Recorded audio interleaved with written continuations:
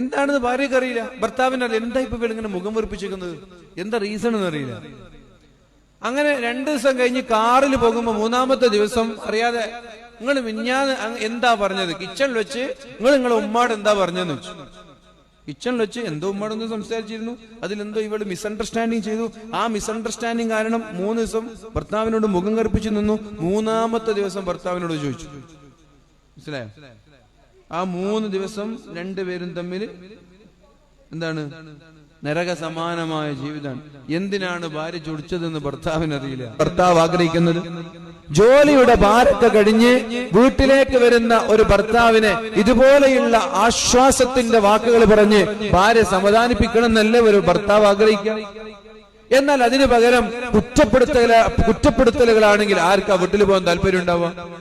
അതിനു പകരം മുഖം വെറുപ്പിച്ചിങ്ങനെ, ഒന്നും മിണ്ടൂല, മുഖം വെറുപ്പിച്ച് ഇങ്ങനെ നിൽക്കുക.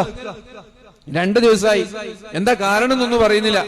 അങ്ങനെ 3-ാമത്തെ ദിവസം പറയാണ്, നിങ്ങൾ മിനിഞ്ഞാന്ന് ഏതോ ഒരു പെണ്ണുങ്ങളോട് സംസാരിച്ചിരുന്നല്ലോ, അത് ആരോടാണ്? മനസ്സിലായോ? 3 ദിവസം കഴിഞ്ഞ് 3 ദിവസം വരെ മുഖം വീർപ്പിച്ച് നിൽക്കാണ് ഒരു പെണ്ണുങ്ങള്.